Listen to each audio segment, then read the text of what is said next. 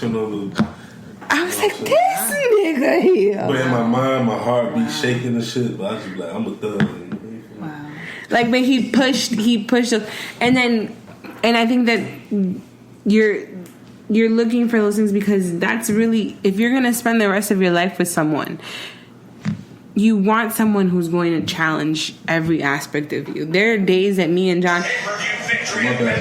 Oh, you're so disrespectful. Cut you right off. Wow. There are times, like, we had a legit, like, serious argument one day at dinner where, like, he didn't eat, I didn't eat. Like, we was pissed at each other over a word. It was over a word. And, like, from that situation, we were able to take it, dissect it, and then grow from it. So I think that when it comes to, like, our relationships, we need to step away from the sex. That's number one. Because sex can get cloudy. Yeah, sex complicates things. No matter what anybody says, it always complicates things. And that's why, like, even though also the flashy stuff, like, in terms of, like, you know how to put everything on Instagram. Put everything on Instagram, like. Oh, I feel like those couples are fake. I feel like with social media, it's pressure a lot of people to, like, have perfection. Yeah, like have perfection, but not even that. It's just like, you know, like, oh, my friends or them, they going to this place or that restaurant or that place, and I feel like you shouldn't have to. I thought that was a chicken foot. You shouldn't have to, like, you should have your own. You should have your own tradition. Like, everybody has their own tradition. You get what I'm saying? So it's weird because I be like, I'm married, but people be thinking like I'm married for like over 5 years. Yeah. So I like majority, like I'm literally the first one out of my core group that's married. Now you talking about like friends from like high school and stuff like that. Like I was one of the like probably like one of the newlyweds, like for real. But like in terms of like I'm a newlyweds, but you know what I mean. Like in terms of like my core group. They ask me all the time, like, how's marriage and stuff like that? Like, how's, you know, like, I'm like, it's good. Like, honestly, like, when I was growing up, you know, I always wanted to be married because I was like, I was like, I'd rather spend my money on one woman than 1,000, you know, because I need my money now. Come on now. So it's like, I tell them, like, you know, it's a happy feeling. Like, it's just. I told John the other day, I was like, I don't feel like I married my husband. Like, I don't have a husband. I have nothing's changed. Like, we just have a document that says that we're married, but like. Yeah, I was gonna ask because you guys have been living together, so like it doesn't feel any different I mean, it does feel different because I have like things like I have a forever +1. This is my +1 for everything that I go to.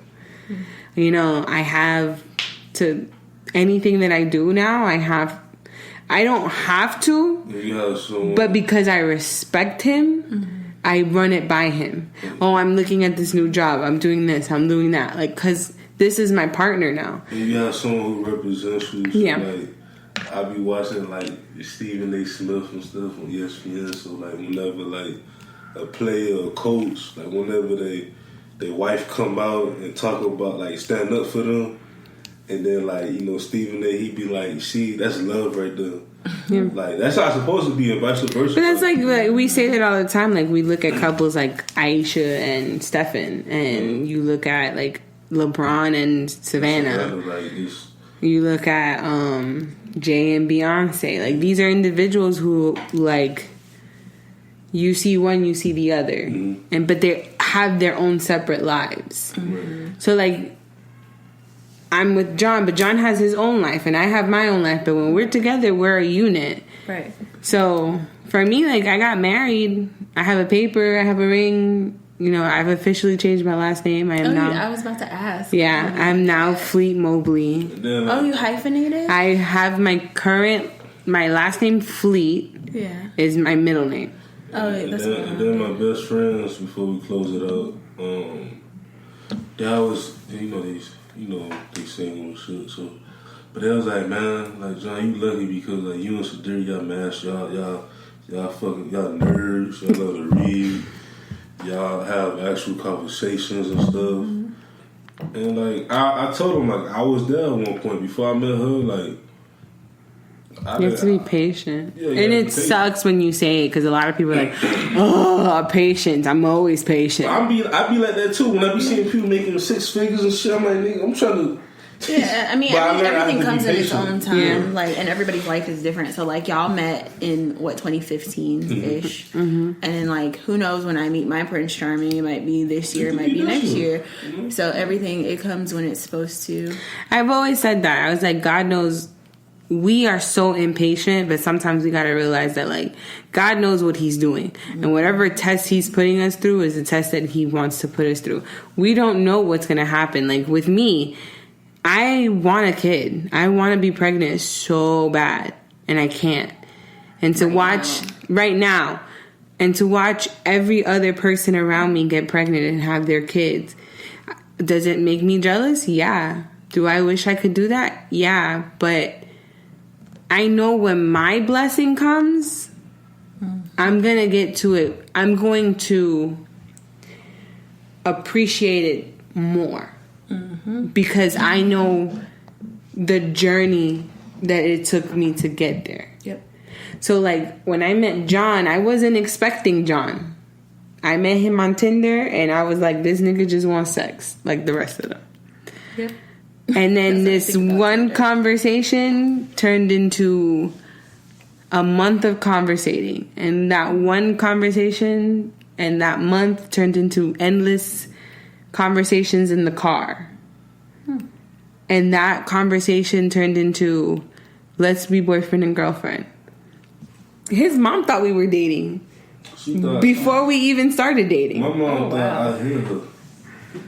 Yeah. She was like, you hid her. Because my mom know that, I don't just bring any girl to the house. Mm-hmm. Like, all the girls that I've bought, that's probably like, before there was, like 2 or 3. Those were the ones that was like kind of serious, you feel me? So, but she knew of the other girls I was, messing around with. Mm-hmm. But I told her, like, cause I don't see a future in the, like, I don't really, like, I don't, you know what I'm saying? It's like a moment, you feel me? Like, you gonna know when it's a moment. So, yeah, she thought I hit her and stuff. Yeah, but then also, like, for me, and I don't say it a lot, but, like, I was very, like, strict on how I was going to take this. Because I had learned from all my previous relationships. Mm-hmm. So with John, I wasn't going to do the same things that I did in the past. Right. And a lot of people, like, I wasn't going, like, a lot of people are like, oh, you can't compare your past relationships to your current one. I was like, well, I didn't compare, but I took notes from each and every one of them. Yeah, it's all a learning experience. I took every single note that I could from that. And when I started meeting John, I didn't go straight into John's room when his mom invited me into his house. Oh no! I was sitting in the backyard having conversations with John, and then eventually I ended up in his room. But guess what? That door was open. When I tell you, I literally acted like this was a high school relationship. I literally acted, and I think that because we took our relationship in that aspect, it made it a whole lot different because we learned how to communicate with each other, and that's the other thing. We had common goals. We knew that we wanted to be in this relationship, and then eventually we wanted to get married. Mm-hmm. We didn't just date. And I think that also millennials are like, I just want to fuck. I think certain, like me, I do. I want to get married. I want to date. I want to find that committed relationship and then eventually get married. But I do agree, like, a lot of millennials are like literally like they're on Tinder just to fuck. Or they think that being married in some kind of way they lose who they are. Or it's a prolonged fuck. Shit, I gain. I think, like, it's just different. Like, it's just like, for example, especially for, like, you trying to be an entrepreneur too, like, a lot of clients and stuff, they want to look at it as like, this man's loyal. Like, he's stable. He's not in the streets all the time. Like, I have, shout out to Valona, that's she's an artist from Jersey, and me and her connected like around the same year. Me and her met, but at the beginning of the year, and she was like, she said she like Malona. She told me one day she trusts me so much because she was like, damn, like bro, like you stable, you know, you got your degrees, like you know we talked about earlier, you know you married, you focus like. My homeboys and homegirls that I try to, you know, be in business with, they fucking around and shit and always want to, you know, do drugs and shit like that. Well, me, I'm more clear mind. So, like, every time me and her speak, like, she'll tell me some stuff, then I tell her some stuff plus some ideas, like I tell everybody else. So, it just... I feel like the reason why it's even more different is because you start recognizing the fact that, you know, for me before I got married, outside looking in, a lot of people wanted to get married, but to me, I felt like it wasn't glorified because of the fact that, you know, people like everybody cheat, blah, blah, blah, this and that, and it's boring. But when I got married, like a lot of people changed. Like when I say a lot of people changed, especially around me, changed in terms of like. It's like when you change anything in your life. Yeah, like the minute that you do something differently, you start realizing who's with you and who's against you. Oh yeah, you either lose or gain friends. Like, and even when you first get into a relationship, they say like you'll lose like on average 3 friends, but it's just because. Maybe those weren't your real friends because I feel like your real friends stick with you even though. But like, even you're in not family, as much time. There's certain things like for me and John, like John has changed a lot of the things that I do and a lot of things that I accept, and a lot of the times, a lot of that has to do with my family. So even my family sees it as a bad thing. They look at it as like, oh. John didn't change Sadari. And it's like, no, John didn't change Sadari. John just made certain things clearer for Sadari and has allowed her to change her way. But that's life. Yep. That's life. Well, I gotta hit the road because I'm not gonna get there till 1 a.m. Well, we are gonna go ahead and shut it off here at Cuddle Talk. Thanks for Mary. I'm gonna let Mary give out her like information so that you guys can follow her on all social media platforms. So this is awkward, but I only remember my Instagram because I don't use Snapchat that much or Twitter, but my Instagram is OMG_MaryJ, and my Snap is Joyce Mary, and Twitter is I don't know. So I will tag her. I'm gonna put up a post on our Instagram. We finally have a Twitter, ladies and gentlemen. I'm about to follow you now. You guys need to follow us on Twitter, and a lot of people have been liking the pictures on my Instagram. Our Twitter is Talk Cuddle.